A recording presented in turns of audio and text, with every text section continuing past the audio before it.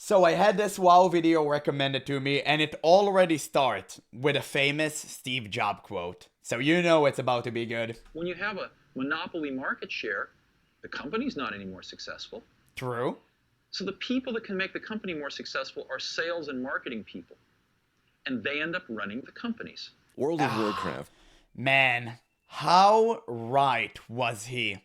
Truly a visionary. Is a game like no other. It's Yeah, responsible. and it's so crazy that we're seeing this exact thing he spoke about on basically crack. Okay? Like, we're living on such a fast paced treadmill, we can't stop. And if we do, we're about to crash. And oh, don't worry, this crash would happen eventually. Nothing lasts forever. You can't ever have a graph that goes up like this for eternity. It is impossible. For wasting well over 9 million years of human life, so it must have done something right. Whether you're a classic enjoyer like myself, a retail player, whichever, I think this will resonate with you. There will never, ever be another World of Warcraft.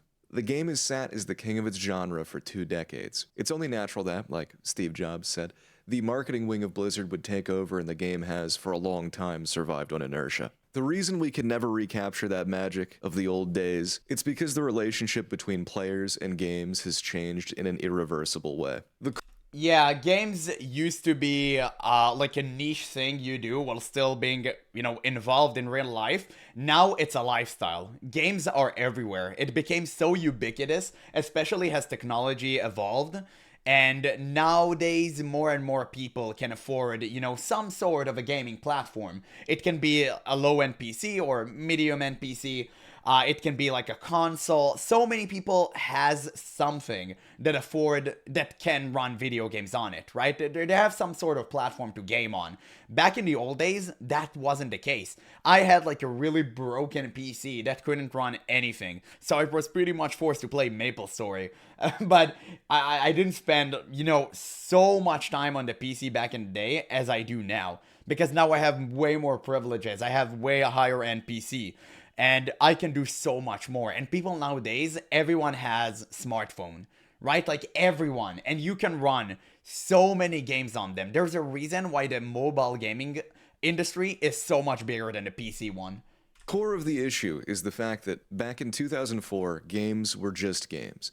They were a thing you played when you came home from work or school to relax and entertain There you yourself, go. to have fun with your friends. I haven't pre-watched Obviously, this. there's still that today, but the difference is that people do this as a job now. Whether it be streamers, pro gamers, whatever, there now exists a gaming industrial complex that has transformed both the way that games are marketed and the way that we interact with them as a whole. Now, Absolutely. Because nowadays, companies don't look at video games as, oh, I want to make a good game so someone would purchase and play it for, however long period they want to play it, but I just want them to have fun. No, they want to create a video game that becomes part of your life. That's why so many companies are incessant on making live service games, because they can squeeze out the most money out of you. They want to become an integral part of your daily routine.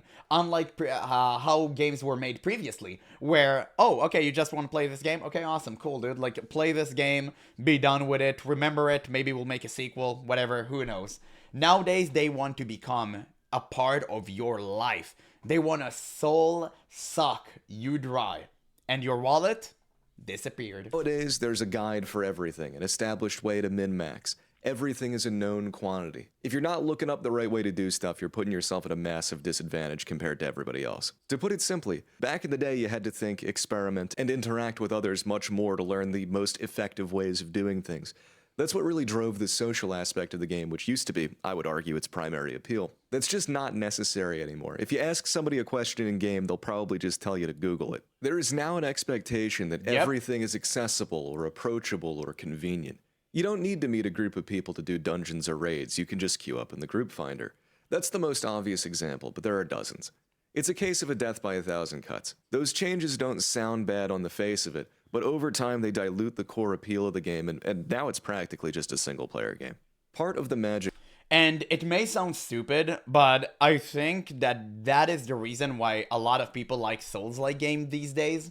Because you don't really watch a guide for that, you just kind of do what you mentioned previously, where, like the guy in the video mentioned previously, where you have to test and experiment and find out for yourself how to beat a boss. Nowadays, that's not the case. MMOs used to provide that experience for you, but since it was gone, it was lost to the ages, people are now tend to play more Souls-like games. And if you see, there is a huge correlation between MMO gamers and Souls-like players. I think a lot of MMO gamers enjoy Souls-like games. I know I'm one of them. I'm playing Where Winds Meet as like we're speaking right now, right? I play Where Winds Meet like constantly. And I think we're about to see more and more players jumping from MMOs into Souls-like spheres because that is the element that was gone for them for decades. Of World of Warcraft was feeling like you learned something that other people hadn't. Exclusivity was everywhere if you really look at it. Back in the day, comparatively few players ever did the classic raids when they were current. Only 23 US guilds beat Naxx before TBC came out, which works out to meaning that less than 1% of the player base ever got to experience that raid. It's just bad business to spend that amount of time developing content that isn't even going to be experienced by the vast majority of players. So over time, content becomes more and more accessible to the casual player. No, I think people were just bad. I mean, if you look at classic World of Warcraft nowadays, everyone did Naxx. And they had difficulties because the raid was still kind of difficult. But it was more about the old days where people were just less good at video games. They were just bad. They were just worse, okay? We just have to call it as it is. They were just worse at video games. And nowadays, the gamers are really, really good. It's not even a matter of guides. It's just that we kind of grew up with PC gaming in mind, so we already know the basics and what to do. People in the old days didn't really know what they were doing. They didn't know. And that's how you eventually end up with the extreme that is retail, where everyone has their own personal legendary item. The whole thing becomes a lot less special when there is no scarcity or exclusivity. I'm not being an elitist here. Seriously, it's not like I ever had that stuff back then. But there was something really cool about walking into Stormwind back in the day and seeing a paladin fully decked out in Tier 2. It was like seeing somebody pull up to the gas station in a Maybach. It used to be memorable to encounter that which had no life. That's part of my issue with transmog. When everybody can have it, it's not worth anything. Everything used to tell a story, and just being able to change your appearance based on what you'd rather look like kind of dilutes that. Yeah, but you know what? There's a huge argument about transmogs. It's been a contentious part of the community for a while now because you have the people who are advocating for transmogs that's saying, hey, I can make myself look different from the other guy whenever I have a high-end gear because at the end of the expansions, people are going to look the same because everyone is going to put best gear, right? Like best in slot. So they're going to look alike. And that creates, too much similarity between players, and transmogs kind of help offset that. So you can argue both ways. I think at the end of the day, I don't know, maybe I would have kept transmogs on, but to be honest, I'm not really that sure. It really just depends. Speaking of telling a story, when it was launched, WoW was in a really unique position. It had the previous 3 Warcraft games to develop its setting, visual language, and even some of the assets. There will never be a game that is as uncharted and mysterious as World of Warcraft was for us back in the mid-2000s. Dude, this was the goated context of the cutscene. previous Warcraft games gave the world a real sense of history. More so than an MMO who just had its lore whipped up for this one product. For myself, I hadn't even played Warcraft, and it all felt so grand in its scale. You know, you're unraveling things like, oh, what happened at Stratholme? And I had no idea that was already... Justice happened at Stratholme. Arthas did nothing wrong. That came from a pre-existing game. And even if you had played the games, you were looking forward to, seeing the stuff that you'd experienced through those from a different reference point. It always felt, even when you reached the end game, that you were just at the tip of the iceberg. Like there was so much more going on behind the scenes of the game's world that you just weren't privy to. Even if you don't care about the lore or the story, which honestly I never really did when I was a kid, these things still inform the way that everything else is crafted. It's the context for everything in the game's world. Over time, the game feels like it lost that sense of you're unraveling a mystery and exploring a world. Instead, it became about, spoon-feeding the player some basic high fantasy drama. Personally, I think that's because it's so often forgotten what makes... I am the evil overlord who is going to destroy Azeroth for the 7th time. And then people on the other side, no, we're not gonna let you do that. You are not going to succeed. And then you run around like headless chicken throughout the entire expansion. And after 4 patches, you finally down that villain. And guess what? 2 months from now, it's the same thing all over again. A new villain rises up, and you have to do the same thing you have done for the past 5 years. Warcraft's so cool. That's as what a a setting. Warcraft. It's at its best when it's a story about a father and son's tragic relationship, or about a mason turned revolutionary whose entire descent into villainy was the result of a political conspiracy. He's talking about Edwin Van Cleef, and boy, the Defias Brotherhood questline was so good. And World of Warcraft used to be about small stories like that. Small stories that came together to build an entire world. It was beautiful. Nowadays, it's all about one guy, one villain, one hero. That's it. It is so annoying. You don't have diversity of characters anymore, which is funny coming from Blizzard because they are the one who is advocating for diversity in every single opportunity they get. But for some reason, they seem the one to constantly cause the lack of it for so long. See far beyond his comprehension. I genuinely think that if the Warcraft movie had been about something grounded like Edwin Van Cleef and the Defias messed up story, instead of like grandiose fantasy green people, it would have been way more successful because it would have been, interesting to normal people. The same can be said for the game itself. It was still good. The Warcraft movie was still good. WoW has suffered from the same power creep and scope. I mean, because orcs were so goddamn manly there, it was insane, bro. Like, what did that orc told Thrall father wife? I forgot his name. How the hell Dorthar? Forgot his name, goddammit. Okay, but it's like, he told him, like, you bring that much Tuga to my warband. It was so sick, bro. I love that. The entire sequence of going through the Dark Portal was nuts. It was so good, bro. Issues as any fictional setting does when it runs for decades. You can only save the world so many times before it becomes meaningless. It's like, is the big dragon really more of a threat than the demonic immortal necromancer king? Do we really care now? It's something I find really special about the classic era in particular. You're just an adventurer, basically a mercenary. You're not some world-saving hero, you're some dude wandering the land helping the people you meet for a price in whatever story you tell yourself. I mean, a core part of the overarching plot of Classic is that a dragon disguised itself as a human and infiltrated the upper echelons of society in order to sow division and weaken the Alliance, CIA style. That's cool. Gameplay-wise, I really don't think anything like original WoW could exist today. Nowadays, you will never be able to convince millions of people to spend hundreds of hours just to reach the start of the game. And that is what Blizzard considers max level to be. If you're gonna sell people the option to not play your game, then something is very, very wrong. Hey, why do you think they make the leveling experience so trash to play? They want you to purchase that boost. They want you to get the deluxe edition so you can do a little bit of a skiparooski.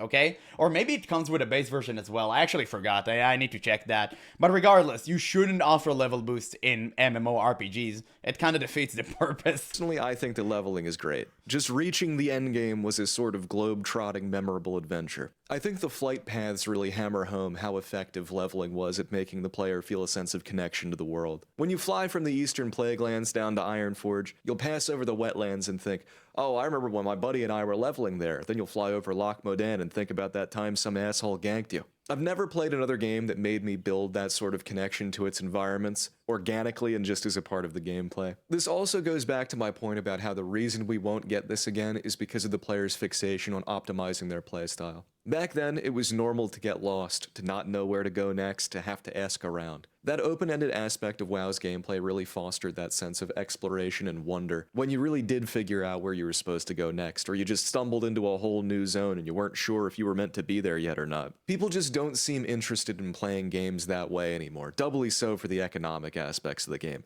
I mean, remember how big of a deal it was that back when you got your first pair of shoulder armor? Or like you'd run the dead mines and not get a single item dropped to you and you were like, oh, that was cool, I'm so glad I got a quest done. That would never fly today. People would not be happy about that. And I understand plenty of people play Classic, but that's different. You know, I'm saying there'd be nothing new like that. For my younger self, WoW was will there not be anything new like that? I think he's wrong. I think people are afraid to try. That's the problem. It's not really, oh, a game like this would never exist because the players don't want it. It's more of companies are afraid of taking that risk. Okay? That, in my opinion, I think that the moment a game like Classic would come out, like an MMO that is on par with Classic or even slightly better, or to be honest with you, I'll even slightly worse, I think people will play it. Like, by the dozen, right? Like a lot. Many people would play it. But I believe that companies are just afraid to try because they have a skewed vision of how MMORPGs should be done today. And we've seen it with all of the modern MMOs that try to come out, like New World.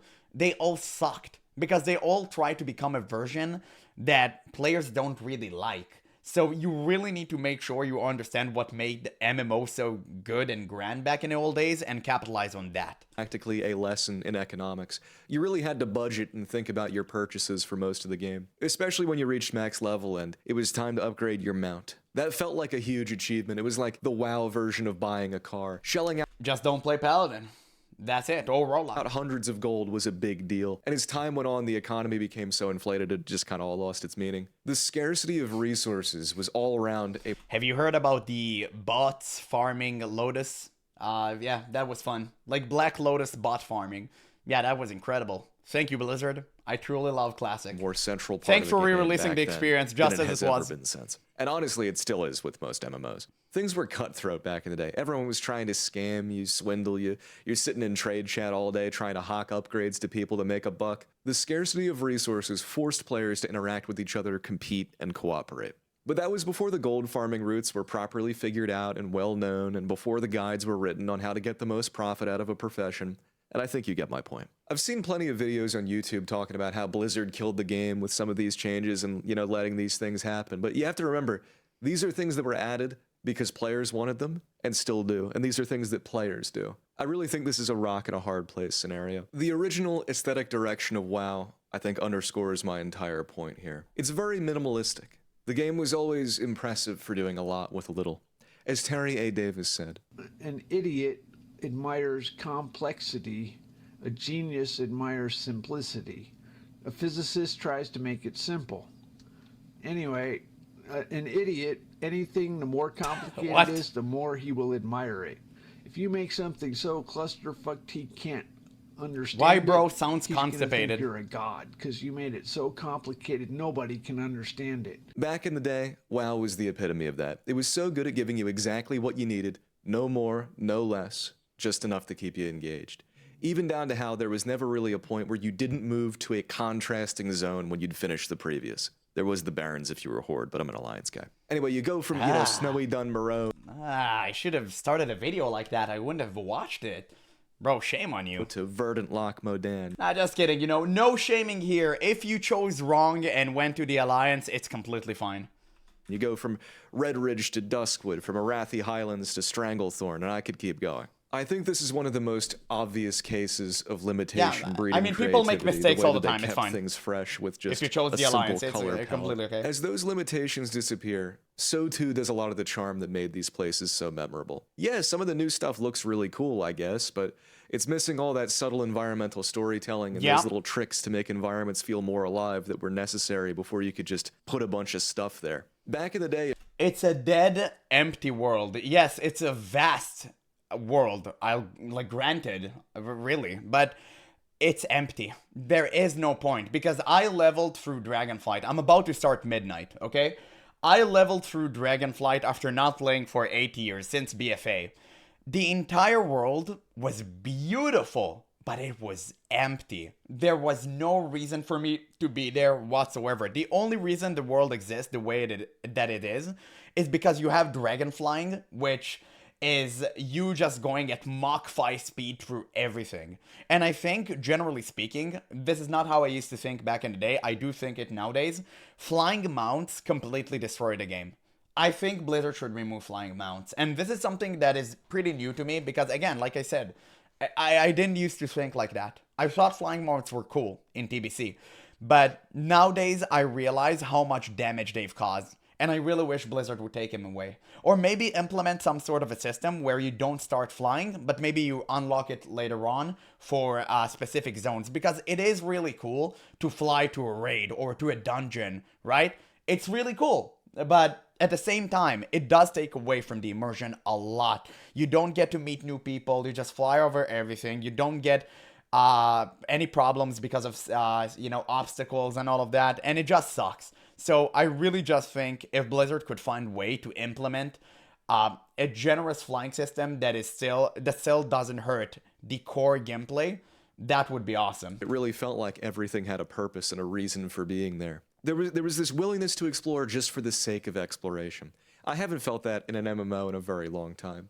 Of course, partially owed to the fact that everything is cataloged online and easily accessible, but there's no way around that. The one place that really stands out to me after all this time is Stratholme. Again, I hadn't even played Warcraft 3, I didn't know the whole backstory, but the first time I ran that dungeon, it felt significant. The burning city, the sort of mirror to an environment that's comfortable to you as a player if you played Alliance, is just doing so much with so little. It's got gravitas. And the more the graphical fidelity increases and it looks like a Disney game, the less this... No, it's not graphic things, it's direction, art direction thing. This is completely on Blizzard. They can easily change that. That can easily make that this game grittier and, you know, more dark and savage like its roots, but they choose not to. That's the difference. So you're how do you say that? You're confusing, damn, wait, let me just reorganize my thoughts here.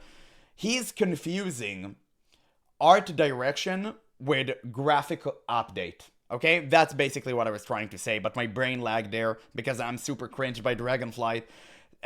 Blizzard can easily change that. They can easily make it grittier. There are plenty of games out there that looks gothic and, you know, more Souls-like. But this just looked Disneyfied, and it's all because of Blizzard. That's the direction they chose. Stuff has an impact. It's all on them. Stratholme has grunge. The original WoW art style has grunge, grit to it.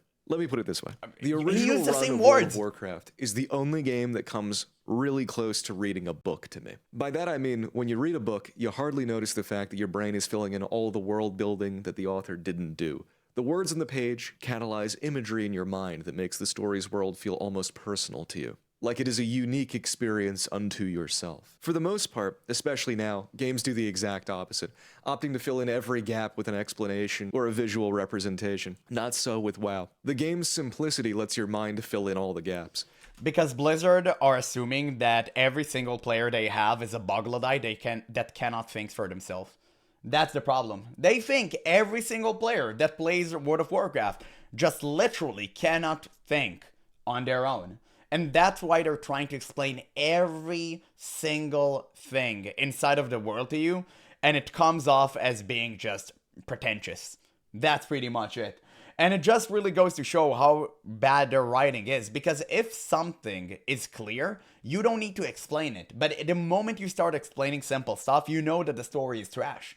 Because if the story was good and writing was good, you wouldn't have needed to. The game's lack of fidelity is actually what makes its setting so alluring. There's just enough there for your brain to extrapolate the details. The problem is, today, the expectation of greater and greater fidelity means that players expect those gaps to come pre-filled. The way that the audience's expectations have shifted over the past couple of decades means that we will probably never get a game this special again. It's not just Blizzard to blame. You can see this attitude in almost every game, where players seem hell-bent on depriving themselves of fun in favor of having the most optimal and efficient playstyle. It feels like it is almost a conscious effort to turn play into work. Left to their own devices. Yeah, I don't agree with his argument there about, I'm gonna show you an example later, but I don't agree with his argument about, like, art direction and graphics. He's just confusing the two. They will ruin it for themselves, and that's human nature. Yeah, what? Oh, wow. Okay, the video just ended so abruptly. Okay, sure. Yeah. Good video. I mean, good video. I'm gonna leave a link in the description. You guys can watch it for yourself. I pretty much said everything that I had to. But I think toward the end there, I disagree with him. I mean, I get what he's saying. The lack of visuals made the people who play the game fill the gaps on their own. And I do kind of understand that. But at the same time, I think you can easily fill the gaps for yourself with higher fidelity. And it would be just as scary or even better than it was back in the day. I truly believe that. And I can give you a really good example of that. Give me a second. Yeah, there we go. Do you see the difference between the two? It's actually insane. I mean, look at the left. It's way grittier. And the one on the right just looks something out of a, I don't know, furry fantasy weirdo stuff. I don't really want to get into that. But it's just super cringe. It's just super cringe, and you can tell the difference is insane. Like, maybe there's some more example in this video. Yeah, definitely. You can see it. Night and day. So now you understand. This isn't a higher fidelity issue. This is a Blizzard art direction problem. It's all about them. They can easily fix that, but they chooses not to.